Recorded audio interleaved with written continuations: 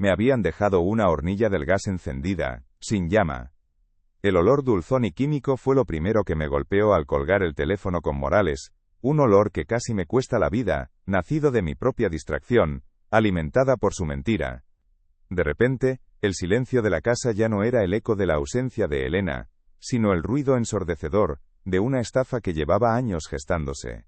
Cada sacrificio, cada cheque firmado con la mano temblorosa, cada palmada en la espalda de mi yerno, todo se reordenó en mi cabeza como las piezas de un puzzle macabro. La voz de mi hija, quebrada por un pánico perfectamente actuado, aún resonaba en mi oído. No era dolor lo que sentía, sino un frío polar, una lucidez aterradora. Comprendí que no me habían robado solo el dinero. Me habían robado el significado de mi propia vida. Pero no sabían que un hombre que ha construido su casa ladrillo a ladrillo también sabe cómo derribarla. Antes de continuar, suscríbete al canal y dinos en los comentarios desde dónde nos estás viendo. Me senté en la butaca de Elena junto a la ventana. El sol de la tarde dibujaba un rectángulo de luz en el suelo de madera, un escenario vacío donde ella solía leer. Por primera vez en 5 años, no busqué su consuelo en el tejido gastado ni en la forma que su cuerpo había dejado en el cojín. Busqué mi propia fuerza. El dolor, esa niebla espesa que me había acompañado desde su funeral, se disipó para dar paso a una claridad cortante. Vi sus rostros, el de Sofía y el de Marcos, no como los de mi familia, sino como los de dos extraños que habían estudiado mis debilidades con la paciencia de un entomólogo. Su cariño era una herramienta, sus problemas, una llave maestra para abrir mi caja de ahorros. El amor que yo sentía por mi hija, había sido el arma que ella usaba contra mí. Y en esa butaca, rodeado de los fantasmas de un amor verdadero, decidí que el juego había terminado. No habría gritos ni reproches. Mi venganza sería un acto de construcción, no de destrucción. Mi primer movimiento fue silencioso, metódico, como cuando trazaba los planos de un edificio. Al día siguiente llamé a Sofía. Mi voz sonó como siempre, la de un padre viejo y preocupado, una interpretación que me salió con una facilidad que me asustó. Le dije que no se preocupara, que estaba moviendo cielo y tierra, que el dinero para la operación de Marcos estaría listo en un par de días. Escuché su suspiro de alivio al otro lado de la línea, un sonido obsceno y triunfal que me confirmó la profundidad de su engaño. Gracias, papá, sabía que no nos fallarías. Eres nuestro pilar, dijo. La palabra pilar me golpeó con la fuerza de un martillo. Un pilar es una estructura de carga, algo que soporta peso hasta que cede. Y yo estaba a punto de demostrarles lo que ocurre cuando el pilar decide que ya no quiere sostener un edificio en ruinas. Colgué el teléfono y me vestí con mi mejor traje, el que usé en su boda. Tenía una cita importante. El notario, un hombre joven con gafas de montura fina, me escuchó sin interrumpirme. Su despacho olía a papel viejo y a confianza. Le expliqué mi decisión con una calma que me sorprendió a mí mismo. Mientras hablaba no veía su rostro, sino el de los jóvenes a los que mi legado daría una oportunidad, la misma que yo había sacrificado por los caprichos de mi hija. La casa, mi obra magna, el refugio construido con el sudor de mi frente y el amor de Elena, no sería para ellos. Sería legada a una fundación que enseña oficios de artesanía a chicos sin recursos. Quiero que mi herencia sea un martillo, no un talonario, le dije. El notario asintió lentamente, sus ojos mostrando un respeto que no había visto en los de mi propia familia en años. Redactó los documentos con una eficiencia silenciosa. Al firmar sentí que cada trazo de la pluma era un ladrillo que quitaba del muro de mi propia prisión. Salí de allí sintiéndome más ligero, como si me hubiera quitado un peso de encima que llevaba décadas cargando. Mi siguiente parada fue el banco. La misma sucursal de toda la vida, donde la cajera me saludaba por mi nombre y me preguntaba por la familia. Hola Julián. ¿Qué tal Sofía y el pequeño Leo? La familiaridad de su pregunta me revolvió el estómago. Sonreí, una máscara de abuelo afable que ya dominaba a la perfección. Creciendo muy rápido, respondí. Dentro, en el despacho del director, ejecuté la segunda parte de mi plan. Cancelé las transferencias periódicas que iban a la cuenta de mi hija, esas pequeñas ayudas que se habían convertido en una sangría mensual. Luego, transferí la totalidad de mis ahorros, el dinero de toda una vida de trabajo, a una cuenta nueva, a mi único nombre, En otro banco. El director, un hombre pragmático, no hizo preguntas. Solo ejecutó mis órdenes. Al salir del banco, el sol me dio en la cara. Me sentí como un prisionero que ve la luz por primera vez tras una larga condena. El dinero ya no era un lazo, era una herramienta. Mi herramienta. De vuelta en casa el silencio ya no me pesaba, era un aliado, un espacio para pensar. Fui directamente al dormitorio, al retrato de Elena que cuelga sobre la cómoda. Detrás de él, hay una pequeña caja fuerte empotrada en la pared, un secreto que solo ella y yo conocíamos. La abrí con la combinación de siempre, la fecha de nuestro aniversario. Dentro no había joyas ni fajos de billetes, sino los tesoros de una vida compartida. Las cartas que nos escribimos durante el servicio militar, los planos originales de la casa dibujados a mano sobre papel vegetal, un mechón de pelo de Sofía cuando era bebé, y mi vieja libreta de ahorros de la infancia, la que mi padre me abrió con mis primeros 5 duros. Saqué la libreta, un pequeño cuaderno de tapas azules con mi nombre caligrafiado en la portada, la sostuve en mis manos. Sus páginas estaban casi vacías, solo unas pocas anotaciones. Era un símbolo perfecto de lo que les iba a entregar. Una promesa vacía, un futuro que nunca existió. Coloqué la libreta sobre la mesa del comedor, justo en el centro, como si fuera el plato principal de una última cena. El viernes, cuando vinieran a por el sobre con el supuesto cheque de 50.000 euros, eso es lo que encontrarían. No iba a haber una confrontación dramática. No iba a levantar la voz. Mi plan no se basaba en la rabia, sino en la precisión de un cirujano. Les entregaría el sobre y observaría sus rostros. Vería la codicia transformarse en confusión, y la confusión en una lenta y dolorosa comprensión. Descubrirían que el hombre al que consideraban un cajero automático senil, tenía una memoria impecable. Recordaba cada mentira, cada excusa, cada te quiero, pronunciado con la vista puesta en mi cartera. Su avaricia no les había comprado un chalet en la playa, sino que les había costado un padre y un hogar. El verdadero castigo no sería la falta de dinero, sino el silencio que vendría después. Un silencio que ellos mismos habían sembrado. Pasé los 2 días siguientes preparando la casa, no limpiando sino despojándola. Quité de las estanterías las fotos de Sofía y su familia. Guardé en una caja los dibujos infantiles de mi nieto Leo que colgaban en la nevera, sujetos con imanes de frutas. Cada objeto que retiraba era un vínculo que cortaba.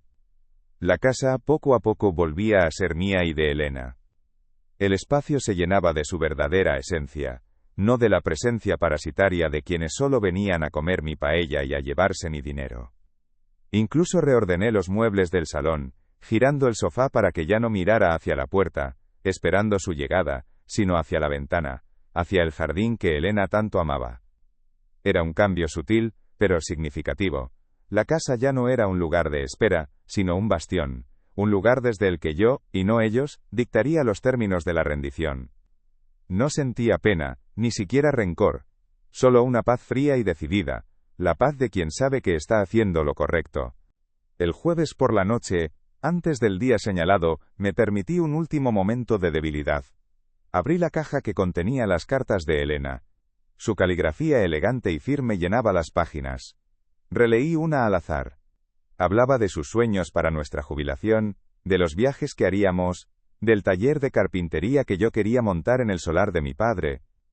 Cuídate de los que te halagan demasiado, Julián, escribió en una postdata. El cariño de verdad no necesita palabras bonitas, solo hechos. Se me heló la sangre. Ella lo había visto.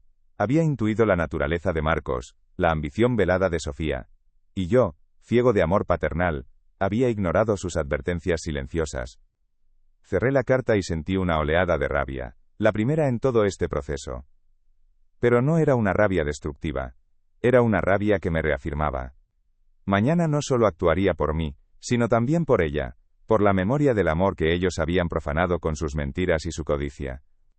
El viernes llegó puntual, como un verdugo. A las 2 en punto su coche aparcó frente a la casa. Los vi bajar, Sofía con una expresión de angustia ensayada.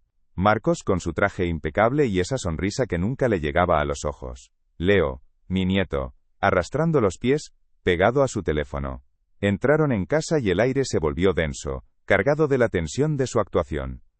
«Papá, ¿cómo estás?», preguntó Sofía, abrazándome con una frialdad que me atravesó el abrigo.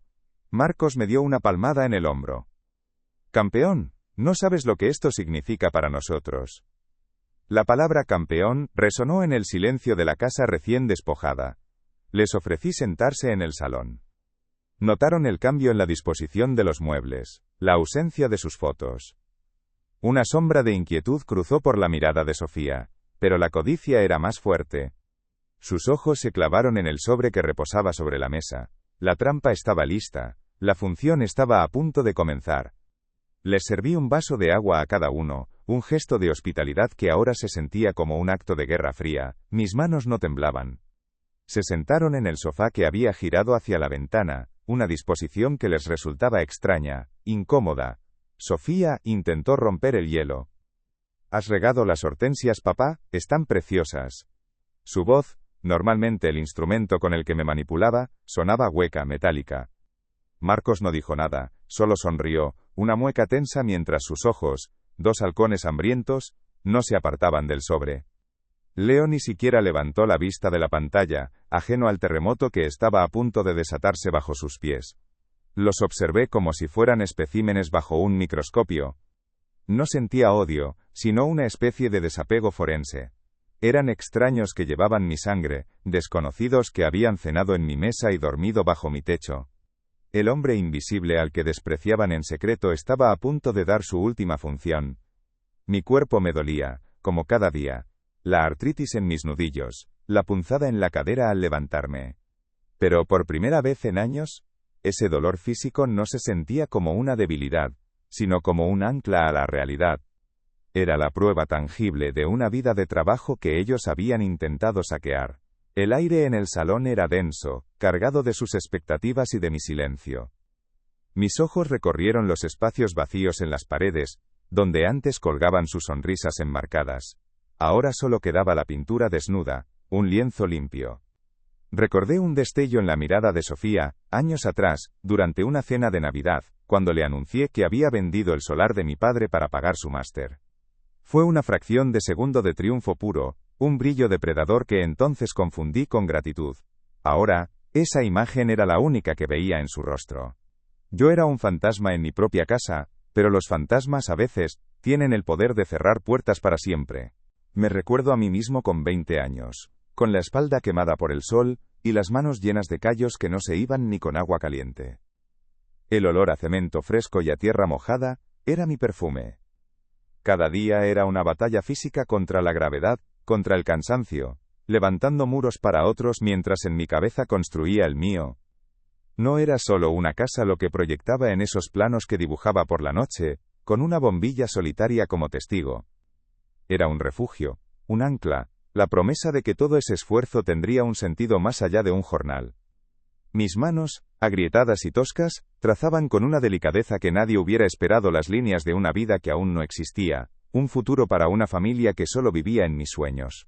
Era un arquitecto de esperanzas, construyendo sobre el cimiento de mi propia juventud sacrificada. Elena fue la única que supo ver más allá de la cal en mis uñas y el polvo en mi ropa. Vio los planos que guardaba bajo el colchón y comprendió que no eran solo paredes y techos, sino el mapa de mi alma. Nuestros primeros años fueron una sinfonía de escasez y risas, de cenas sencillas que sabían a banquete y de paseos al atardecer que eran nuestro único lujo. Ahorrábamos cada céntimo, no con la angustia del que teme al futuro, sino con la ilusión del que lo está construyendo. Cada ladrillo que yo ponía en una obra ajena, era un ensayo para la nuestra, cada viga que ayudaba a levantar era un paso más cerca de nuestro hogar. Ella era la que ponía calor en mis planes, la que convertía las líneas rectas del dibujo en la promesa de un hogar lleno de vida.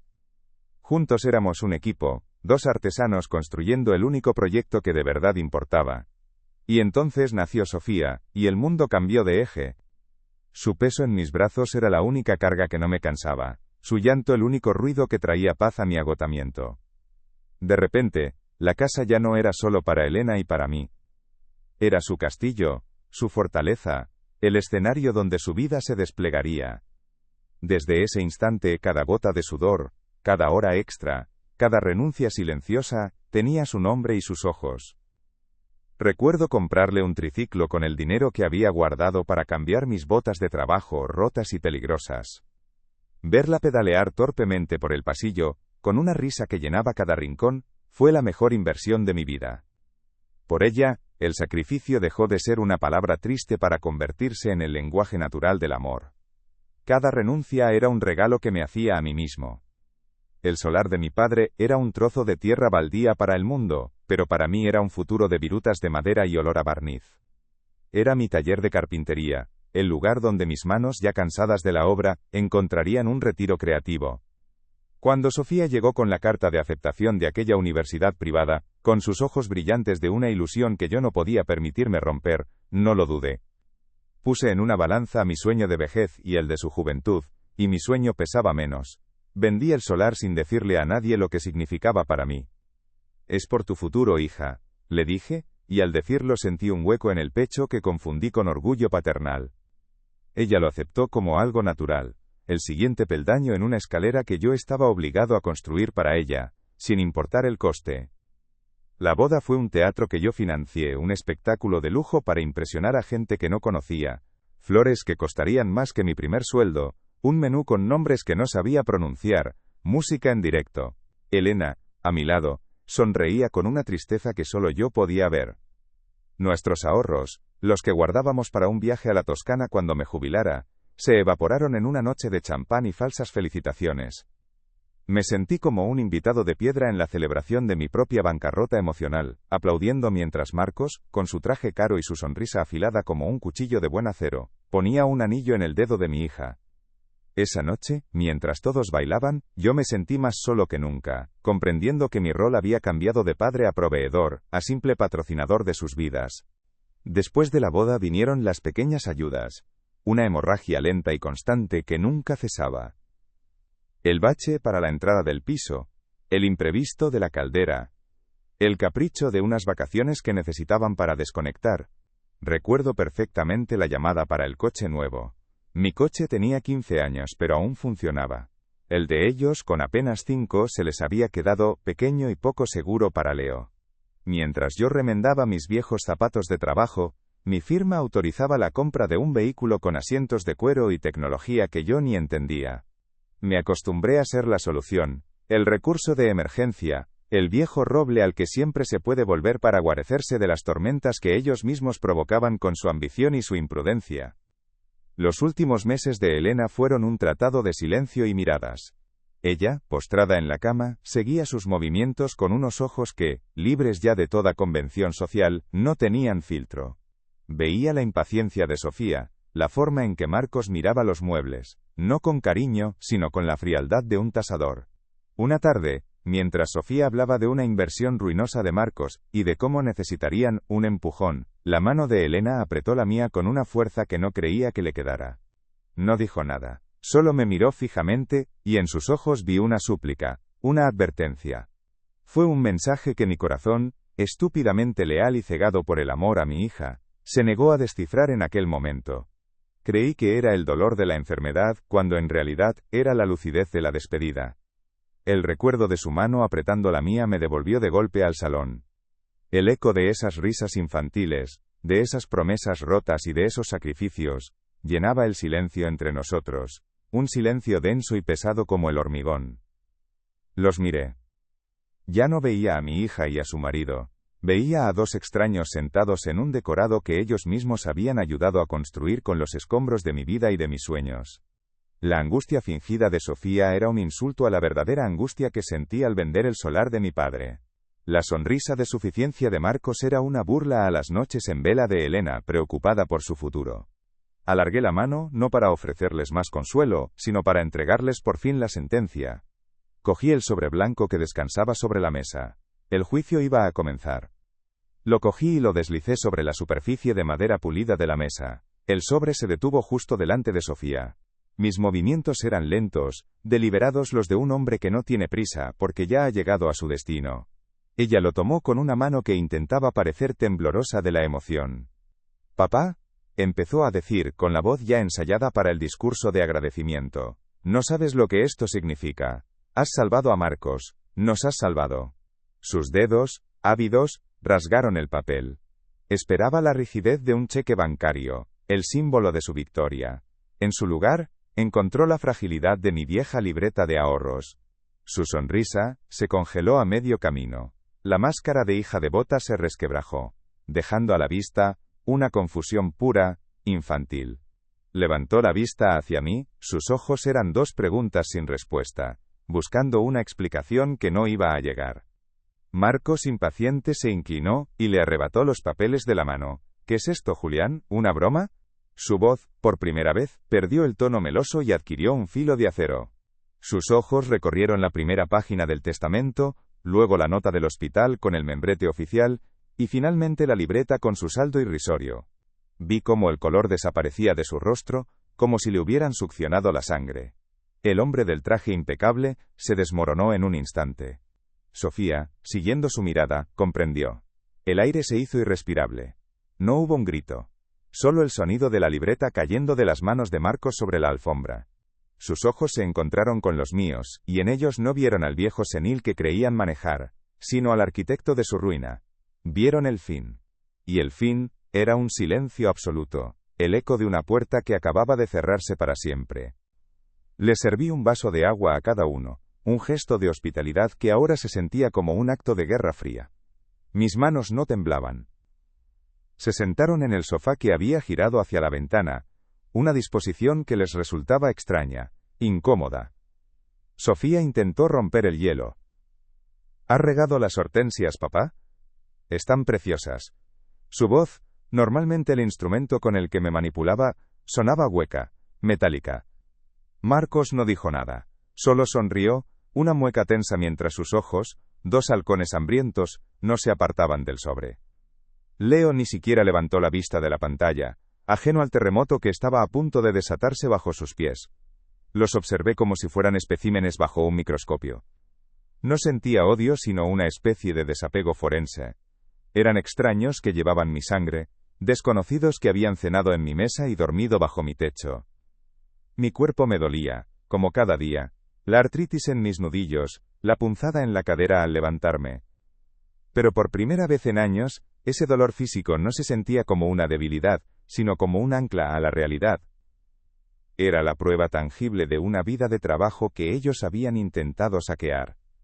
El aire en el salón era denso, cargado de sus expectativas y de mi silencio. Mis ojos recorrieron los espacios vacíos en las paredes, donde antes colgaban sus sonrisas enmarcadas. Ahora solo quedaba la pintura desnuda, un lienzo limpio. Recordé un destello en la mirada de Sofía, años atrás, durante una cena de Navidad, cuando le anuncié que había vendido el solar de mi padre para pagar su máster. Fue una fracción de segundo de triunfo puro, un brillo depredador que entonces confundí con gratitud. Ahora, esa imagen era la única que veía en su rostro. Me recuerdo a mí mismo con 20 años, con la espalda quemada por el sol y las manos llenas de callos que no se iban ni con agua caliente. El olor a cemento fresco y a tierra mojada era mi perfume. Cada día era una batalla física contra la gravedad, contra el cansancio, levantando muros para otros mientras en mi cabeza construía el mío. No era solo una casa lo que proyectaba en esos planos que dibujaba por la noche, con una bombilla solitaria como testigo. Era un refugio, un ancla, la promesa de que todo ese esfuerzo tendría un sentido más allá de un jornal. Mis manos, agrietadas y toscas, trazaban con una delicadeza que nadie hubiera esperado las líneas de una vida que aún no existía, un futuro para una familia que solo vivía en mis sueños. Era un arquitecto de esperanzas, construyendo sobre el cimiento de mi propia juventud sacrificada. Elena fue la única que supo ver más allá de la cal en mis uñas y el polvo en mi ropa. Vio los planos que guardaba bajo el colchón, y comprendió que no eran solo paredes y techos, sino el mapa de mi alma. Nuestros primeros años fueron una sinfonía de escasez y risas, de cenas sencillas que sabían a banquete y de paseos al atardecer que eran nuestro único lujo. Ahorrábamos cada céntimo, no con la angustia del que teme al futuro, sino con la ilusión del que lo está construyendo. Cada ladrillo que yo ponía en una obra ajena, era un ensayo para la nuestra. Cada viga que ayudaba a levantar, era un paso más cerca de nuestro hogar. Ella era la que ponía calor en mis planes, la que convertía las líneas rectas del dibujo en la promesa de un hogar lleno de vida. Juntos éramos un equipo, dos artesanos construyendo el único proyecto que de verdad importaba. Y entonces nació Sofía, y el mundo cambió de eje. Su peso en mis brazos era la única carga que no me cansaba, su llanto el único ruido que traía paz a mi agotamiento. De repente, la casa ya no era solo para Elena y para mí. Era su castillo, su fortaleza, el escenario donde su vida se desplegaría. Desde ese instante, cada gota de sudor, cada hora extra, cada renuncia silenciosa tenía su nombre y sus ojos. Recuerdo comprarle un triciclo con el dinero que había guardado para cambiar mis botas de trabajo, rotas y peligrosas. Verla pedalear torpemente por el pasillo, con una risa que llenaba cada rincón, fue la mejor inversión de mi vida. Por ella, el sacrificio dejó de ser una palabra triste para convertirse en el lenguaje natural del amor. Cada renuncia era un regalo que me hacía a mí mismo, un ladrillo más en la fortaleza de su felicidad. El solar de mi padre era un trozo de tierra baldía para el mundo, pero para mí era un futuro de virutas de madera y olor a barniz. Era mi taller de carpintería, el lugar donde mis manos, ya cansadas de la obra, encontrarían un retiro creativo. Cuando Sofía llegó con la carta de aceptación de aquella universidad privada, con sus ojos brillantes de una ilusión que yo no podía permitirme romper, no lo dudé. Puse en una balanza mi sueño de vejez y el de su juventud, y mi sueño pesaba menos. Vendí el solar sin decirle a nadie lo que significaba para mí. «Es por tu futuro, hija», le dije, y al decirlo sentí un hueco en el pecho que confundí con orgullo paternal. Ella lo aceptó como algo natural, el siguiente peldaño en una escalera que yo estaba obligado a construir para ella, sin importar el coste que tuviera para mis propios cimientos. La boda fue un teatro que yo financié, un espectáculo de lujo para impresionar a gente que no conocía. Flores que costarían más que mi primer sueldo, un menú con nombres que no sabía pronunciar, música en directo. Elena, a mi lado, sonreía con una tristeza que solo yo podía ver. Nuestros ahorros, los que guardábamos para un viaje a la Toscana cuando me jubilara, se evaporaron en una noche de champán y falsas felicitaciones. Me sentí como un invitado de piedra en la celebración de mi propia bancarrota emocional, aplaudiendo mientras Marcos, con su traje caro y su sonrisa afilada como un cuchillo de buen acero, ponía un anillo en el dedo de mi hija. Esa noche, mientras todos bailaban, yo me sentí más solo que nunca, comprendiendo que mi rol había cambiado de padre a proveedor, a simple patrocinador de sus vidas. Después de la boda vinieron las pequeñas ayudas, una hemorragia lenta y constante que nunca cesaba. El bache para la entrada del piso, el imprevisto de la caldera, el capricho de unas vacaciones que necesitaban para desconectar.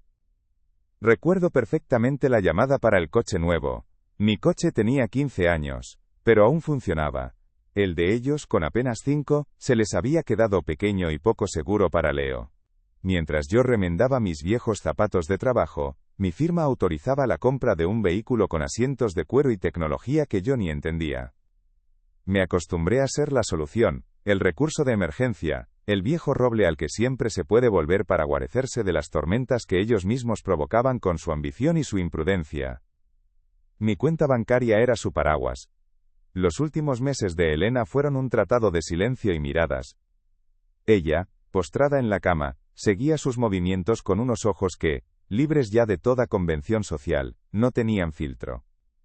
Veía la impaciencia de Sofía, la forma en que Marcos miraba los muebles, no con cariño, sino con la frialdad de un tasador. Una tarde, mientras Sofía hablaba de una inversión ruinosa de Marcos, y de cómo necesitarían un empujón, la mano de Elena apretó la mía con una fuerza que no creía que le quedara. No dijo nada, solo me miró fijamente, y en sus ojos vi una súplica, una advertencia. Fue un mensaje que mi corazón, estúpidamente leal y cegado por el amor a mi hija, se negó a descifrar en aquel momento. Creí que era el dolor de la enfermedad, cuando en realidad era la lucidez de la despedida, el último regalo de su amor. El eco de esa mano apretando la mía me devolvió de golpe al salón. Alargué la mano y cogí el sobre blanco que descansaba sobre la mesa. Lo deslicé sobre la madera pulida. El sobre se detuvo justo delante de Sofía. Lo tomó con avidez. «Papá», empezó a decir, «has salvado a Marcos, nos has salvado». Rasgó el papel. Su sonrisa se congeló. Dentro no había un cheque, sino la copia del Nuevo Testamento, la nota del hospital, y mi vieja libreta de ahorros con 5 duros. Marcos se la arrebató. ¿Qué es esto, Julián? ¿Una broma? Su voz perdió el tono meloso. Vi cómo el color desaparecía de su rostro mientras leía. La comprensión, lenta y brutal, llegó a los ojos de Sofía. No hubo gritos. Solo el sonido de los papeles cayendo sobre la alfombra. Sus miradas se encontraron con la mía, y no vieron a un padre, sino al arquitecto de su ruina. Vieron el silencio. Marcos, impaciente, se inclinó y le arrebató los papeles de la mano. ¿Qué es esto, Julián? ¿Una broma? Su voz por primera vez perdió el tono meloso y adquirió un filo de acero. Sus ojos recorrieron la primera página del testamento, luego la nota del hospital con el membrete oficial, y finalmente la libreta con su saldo irrisorio. Vi cómo el color desaparecía de su rostro, como si le hubieran succionado la sangre. El hombre del traje impecable se desmoronó en un instante. Sofía, siguiendo su mirada, comprendió. El aire se hizo irrespirable. No hubo un grito, solo el sonido de la libreta cayendo de las manos de Marcos sobre la alfombra. Sus ojos se encontraron con los míos, y en ellos no vieron al viejo senil que creían manejar, sino al arquitecto de su ruina. Vieron el fin. Y el fin era un silencio absoluto, el eco de una puerta que acababa de cerrarse para siempre. Se levantaron sin una palabra, no hubo súplicas ni acusaciones. La verdad era una pared sólida y fría contra la que sus mentiras se habían hecho añicos. Marcos recogió a Leo, que por fin había levantado la vista de su teléfono con una expresión de desconcierto infantil, y lo empujó suavemente hacia la salida. Sofía me dirigió una última mirada, una mezcla vacía de incredulidad y un odio incipiente. No le devolví la mirada. Mis ojos estaban fijos en el rectángulo de luz del sol en el suelo, el mismo donde Elena leía. Escuché la puerta principal cerrarse con un clic suave, definitivo. El silencio que quedó detrás no era el de la ausencia, sino el de la presencia. Mi presencia. Me acerqué a la ventana y miré el jardín.